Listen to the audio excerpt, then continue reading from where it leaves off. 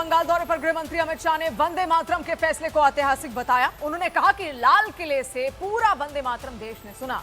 दरअसल गृह मंत्री अमित शाह सिलीगुड़ी में एसएसबी मुख्यालय में जवानों से बात कर रहे थे।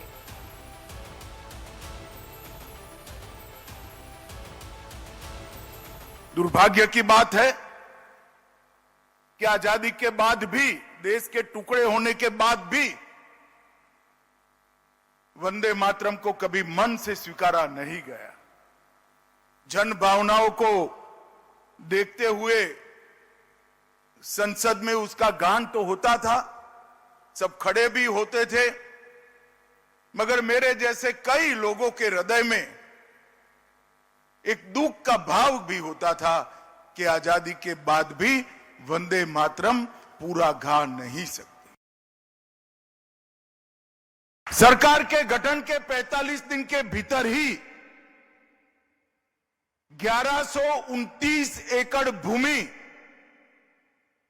जो हम 2014 से मांगते थे, हमें मिलती नहीं थी, बीएसएफ और एसएसबी के लिए 1129 एकड़ भूमि शुभेंदु जी ने दे दिया।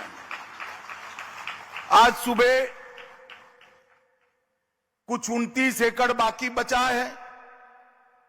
सुबह नाश्ते पर आए तो मुझे लगा चलो उगाही करते हैं, तो बैठने के साथ ही उन्होंने कहा है 29 एकड़ का पैसा भेज दो, दूसरे ही दिन ऑर्डर हो जाएगा। मित्रों, ये तत्परता जो है वो भारतीय जनता पार्टी के मुख्यमंत्री नाते नहीं है। शुभेंदु जी मेरे मित्र हैं, मैं समझता हूं उनको। घंटों घंटों हमारी चर्चा हुई है पश्चिम बंगाल की समस्याओं के लिए।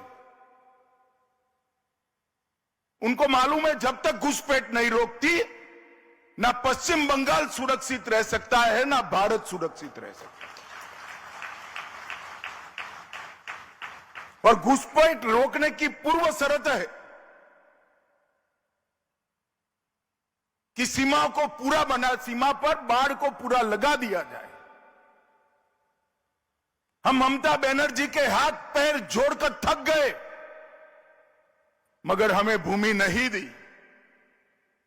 एक बार उन्होंने आग्रह रखा, मैं उनकी ऑफिस में भी पहुंच गया कि ममता जी, वो भारतीय जनता पार्टी को जमीन नहीं देना है, बीएसएफ को देना है, आप कृपया दे दीजिए।